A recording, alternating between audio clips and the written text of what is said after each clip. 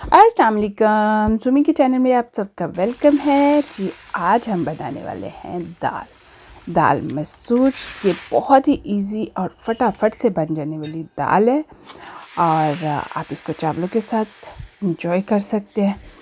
तो चलिए शुरू करते हैं। ये हमने मसूर की दाल ली हुई है और इसको हमने 1.5 कप जो दाल है ना वो हमने ले ली है और फिर हमने इसको भिगो देना है। 1-2 दफ़ा हमने इसका पानी ऐसे ना हिला के हाथ से उतार देना है और फिर जब साफ़ पानी हो तो फिर हमने उसको छोड़ देना है।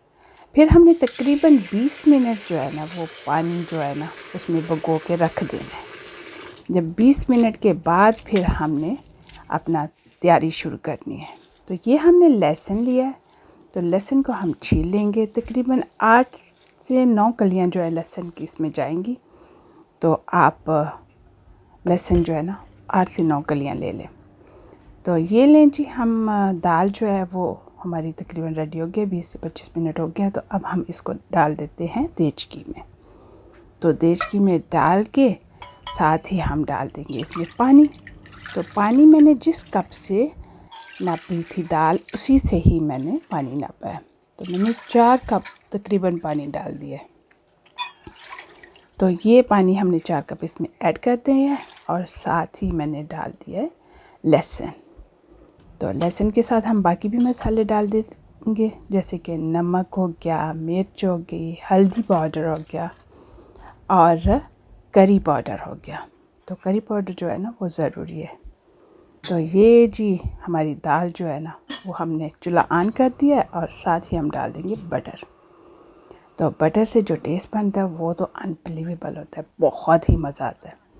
तो दाल हमारी पकनी शुरू हो गई है। अब लो हीट करके हम इस पे ढक्कन रख के इसको पकने देंगे। उतनी देर पके कि इसका जो है ना वो थिक हो जाए तो आप उतार लें। और दूसरा ये भी है कि आप लहसुन को निकाल के देख लें, अगर गल गया है तो आप समझे कि आपकी दाल जो है ना वो करीब पहुंच गई हुई है। ये देखें, इस तरह से लहसुन जो है गल गया। अगर आपको लगे कि पानी ज़्यादा है तो थोड़ा चूल्हा तेज़ कर लें।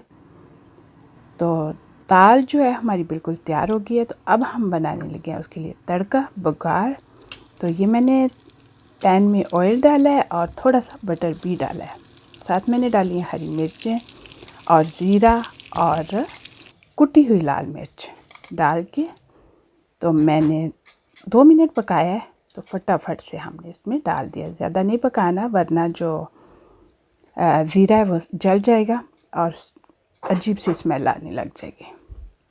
हल्का सा ब्राउन करना है और उसको उसमें डाल देना है। तो ये देखें जी हमने डाल दिया दाल के अंदर और ऊपर डाला है हरा धनिया। तो दाल हमारी बिल्कुल तैयार है। अब आप भी बनाएं और मुझे ज़रूर बताएं कि आपको मेरी ये रेसिपी कैसी लगी। मिलेंगे न्यू रेसिपी के साथ। अल्लाह हाफिज़।